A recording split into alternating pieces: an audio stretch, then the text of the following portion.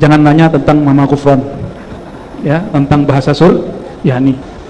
Saya agak sedih melihat komentar orang mengkritisi orang yang tersebut namanya tadi dengan cara tidak elok, dengan cara yang disebut mencaci. Oh, Buya Ar-Razi sedih melihat banyak orang yang mengkritisi Mama Gufron. Maka teman-teman kami kalau diribat saya kasih tahu, tolong jangan komentari tentang Habib Majzub, termasuk kiai-kiai yang unik, dan nama pesantrennya memang pesantren unik ya. Nggak usah dikomentari. Oh, jadi menurut Buya Ar-Razi, Pak Gufron ini termasuk wali majdub. Ya, memang punya pesantren yang namanya unik gitu ya. Oke lah, pokoknya kalau sudah dibungkus wali majdub, apapun yang dia katakan harus dibenarkan. Bahkan wali majdubnya mengaku lebih hebat dari Rasulullah pun katanya itu urusan dia. Atau dia tetap wali tapi merasa pengalamannya lebih tinggi dari Nabi dan Rasul, maka orang itu kita tidak boleh ingkari. Serahkan urusan dia kepada Allah. Assalamualaikum warahmatullahi wabarakatuh. Ini ada tanggapan dari Buya Ar-Razi Hashim mengenai viralnya Mama Gufron. Saya pikir Buya Ar-Razi akan membantah Mama Gufron ya, pemikiran-pemikiran menyimpangnya. Tapi ternyata tanggapan Buya Ar-Razi di video ini justru mengajak orang-orang untuk mendiamkan saja. Saya jadi berpikir apa mungkin ya Pak Buya Ar-Razi ini satu aliran dengan Mama Gufron gitu ya. Coba kita simak dulu dah videonya ya. Ini mungkin antum mau tanya nanti, tapi saya skip ya. Jangan nanya tentang Mama Gufron, ya, tentang bahasa Suryani. Bahasa Suryani itu bahasa Nabi Adam. Bahasa siapa? Dan semua para nabi ngerti bahasa Suryani. Cuman Nabi kalau berkalam hari-hari, Nabi Muhammad SAW bisa berbicara dengan semua bahasa, tapi hari-hari bahasa Arab. Semua nabi mampu berbicara semua bahasa. Nabi Isa dengan bahasa Ibrania dan juga Suryaniyah. Ya, bahkan ada yang mengatakan Aramaik. Jadi itu di atas Suryani itu disebut, kemudian turun ke Nabi Adam, Nabi Nuh, dari Nabi Nuh pecah nanti itu ya. Saya agak gini, kita itu tidak mengingkari adanya bahasa Suryani. Bahasa Suryani itu ada teman-teman. Tapi yang jadi masalah ini Mama Gufron ngaku-ngaku dia bisa berbahasa Suryani. Padahal yang dia paparkan di publik bukan bahasa Suryani, melainkan bahasa yang dia karang-karang sendiri. Wamakoli, gorengan-gorengan gitu kan. Ya, jadi kita bukan mengingkari tentang adanya bahasa Suryani ya. Tapi kita melihat Mama Gufron ini ngaku-ngaku bisa berbahasa Suryani. Seolah-olah paham bahasa Suryani seperti itu. Nabi Adam, Nabi Nuh, dari Nabi Nuh pecah nanti itu ya. Saya agak sedih melihat komentar orang mengkritisi orang yang tersebut namanya tadi dengan cara tidak elok, dengan cara yang disebut mencaci. Oh, Buya Ar-Razi sedih melihat banyak orang yang mengkritisi Mama Gufron. Katanya itu cara tidak elok, cara yang mencaci maki lah katanya. Ya sudah, kita lanjut lagi videonya. Dia masih muslim nggak orang itu? Masih muslim nggak? Perhatikan, sibabul muslim fusuq. Ini hadis, coba dihafalin. Sibabul muslim fusuq. Hadis Bukhari dan Muslim. Sibabul muslim, mencaci menghina sesama muslim. Fusuq, tanda kefasikan, tanda kemunafikan. Saya khawatir orang yang suka komen itu ada kegelapan di hatinya. Ya, setuju saya. Kita tidak boleh mencaci maki sesama muslim. Jangankan sesama muslim, sama orang kafir aja kita nggak boleh mencaci maki. Jangankan sama orang kafir, sama binatang aja kita nggak boleh berbuat zalim. Tetapi bedakan antara mencaci maki dengan meluruskan penyimpangan. Itu beda. Kita lanjut lagi videonya. Nah, ini yang mesti kita hati-hati. Itu ujian, Pak. Jadi apapun yang kita lihat di sosial media itu ujian, ngetes hatimu sekotor apa atau sebening apa. Melihat dulu ada Habib Ja'far Al-Kaf, sampai sekarang masih hidup, wali majdub yang dituduh orang gila, Habib Saikhon ya. Sekarang konflik antara zuriat Wali Songo misalnya dan sebagian zuriat, itu ujian buat kita. Kita ini terjebakkah dengan emosi itu? Berarti di sini emang ada noda hitam sehingga gampang dipancing, mudah untuk disulut. Jangan-jangan kita bagian dari itu. Nauzubillah min dzalik. Maka teman-teman kami kalau diribat saya kasih tahu, tolong jangan komentari tentang Habib Majzub, termasuk kiai-kiai yang unik, dan nama pesantrennya memang pesantren unik ya. Nggak usah dikomentari. Oh, jadi menurut Buya Ar-Razi, Pak Gufron ini termasuk wali majdub. Ya, memang punya pesantren yang namanya unik gitu ya. Oke lah. cukuplah mereka melihat hasil perbuatannya, karena murid-muridnya suka menghujat Habib Lutfi, ya kan?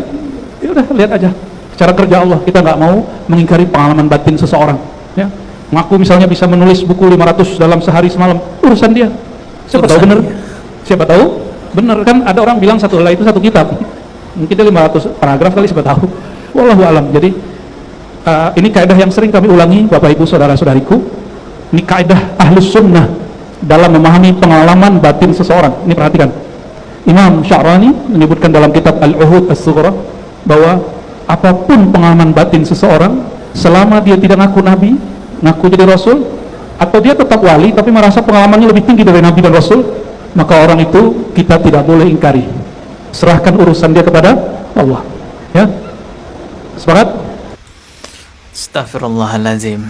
Selama orang itu tidak mengaku nabi, menyimpang seperti apapun dia, kita tidak boleh mengingkari katanya. Kalau dia ngaku nabi baru diingkari. Dan Buya Ar-Razi juga mengatakan, kalau dia adalah wali, mengaku lebih hebat daripada Rasulullah, ya biarkan saja, itu urusan dia dengan Allah Subhanahu wa taala. Intinya Buya Ar-Razi itu mengajak umat Islam untuk mendiamkan saja si Gufron itu. Biarkan saja dia merusak agama Islam. Bahkan sepertinya Buya Ar-Razi percaya bahwa Gufron itu wali majdub katanya. Jangan dikomentari.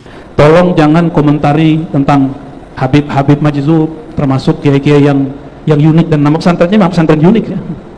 Nggak usah dikomentari. Dan tadi juga Buya Ar-Razi mengatakan sedih melihat banyak yang mengkritik. Saya agak sedih melihat komentar orang mengkritisi orang yang kita sebut namanya tadi. Justru sangat menyedihkan sekali kita sebagai umat Islam di Indonesia melihat secara langsung seseorang yang dipanggil Buya, yang dianggap sebagai ulama di Indonesia, tapi mengajak untuk mendiamkan kerusakan akidah, penyimpangan agama, hanya karena dibungkus dengan sebutan wali majdub. Pokoknya kalau sudah dibungkus wali majdub, apapun yang dia katakan harus dibenarkan. Bahkan wali majdubnya mengaku lebih hebat dari Rasulullah pun katanya itu urusan dia. Atau dia tetap wali tapi merasa pengalamannya lebih tinggi dari Nabi dan Rasul, maka orang itu kita tidak boleh ingkari. Serahkan urusan dia kepada Allah. Penjelasan singkat tentang wali majdub ialah orang yang dianggap terlalu dalam mencintai Allah sehingga terangkat akal sehatnya, atau bisa disebut gila. Perbuatan-perbuatannya tidak sesuai dengan akal sehat. Di Indonesia sendiri banyak orang-orang yang disebut sebagai wali majdub dan memiliki banyak pengikut. Banyak juga di Indonesia penyimpangan-penyimpangan agama, penyimpangan akidah atas nama wali majdub. Sebenarnya teman-teman, cinta Allah kepada siapapun itu tidak terbatas. Orang gila bisa saja dicintai oleh Allah, karena Allah nggak mungkin membenci seseorang karena akalnya tidak sehat. Allah tidak mungkin membenci seseorang hanya karena dia gila. Justru orang gila itu kan tidak dibebani dengan hukum syariat. Jadi orang gila memang benar juga dicintai oleh Allah, tapi kesalahan besar sekali jika menjadikan orang gila sebagai tuntunan dalam beragama. Dan sangat aneh sekali juga kalau ada orang yang beranggapan seseorang kalau terlalu dalam mencintai Allah akan menjadi gila. Ya Allah, dari mana konsep seperti itu? Rasulullah itu cinta banget sama Allah Subhanahu wa taala. Para sahabat Rasulullah itu wali-wali Allah yang sangat mencintai, dalam sekali mencintai Allah Subhanahu wa taala, tapi tidak ada di antara mereka yang jadi gila. Tidak ada di kalangan para sahabat seperti itu, tidak ada di kalangan para tabiin seperti itu. Kemudian kita mau bikin aturan baru, orang gila bisa jadi apa? Wali. Saking berilmunya dia maka jadi gila, subhanallah. Ini gimana? Saking dekatnya kepada Allah malah jadi apa? Orang gila. Apa pandangan orang di luar Islam? Ini ya, orang paling top dalam Islam gila. Sangat merusak parah sekali agama Islam adanya orang-orang yang menjadikan orang gila sebagai tuntunan dalam beragama. Padahal sahabat Rasulullah nggak ada yang seperti itu. Kalau ada orang gila yang ngomong saya bisa bahasa Suryani, saya bisa bahasa semut, bahasa jin, saya mengarang kitab 5.000 kitab Suryani, ya itu kan ucapannya orang gila. Yang paling gila itu yang ngikutin itu, yang justru dipertanyakan akalnya, yang percaya dan menjadikan itu sebagai tuntunan dalam beragama. Sungguhnya mereka menghina orang-orang soleh. Ya. Nah, orang mau jadi wali nggak usah soleh, sudah jadi orang gila jadi apa? Jadi. Allah bilang mau jadi wali harus bertakwa, sholat, ibadah, ya bertakwa kepada Allah, ya, baca Quran, zikir, berbakti sama orang tua, itu jadi wali Allah Subhanahu Wa Taala. Enggak, ini menjadi wali Allah sudah penting gila, merokok, macam-macam, wali majdub katanya. Sudahlah, jangan merusak agama Islam. Perlakukan orang gila layaknya orang gila. Muliakan orang gila layaknya orang gila. Cara memuliakan orang gila gimana? Ya diobatilah, dititipkan ke tempat rehabilitasi dan lain-lainnya. Bukan malah dijadikan sebagai tuntunan dalam beragama. Waduh, malu kita sama orang-orang non-muslim. Tuh lihat, orang Islam itu, orang gila dijadikan guru dalam beragama. Sekali lagi saya ulang, orang gila juga bisa mendapatkan cintanya Allah Subhanahu wa taala, tapi salah besar sekali kalau orang gila dijadikan sebagai tuntunan dalam beragama. Itu menghina agama Islam namanya. Ketemu lagi di video berikutnya, subscribe dan juga loncengnya ditekan sebagai notifikasi. Wassalamualaikum warahmatullahi wabarakatuh.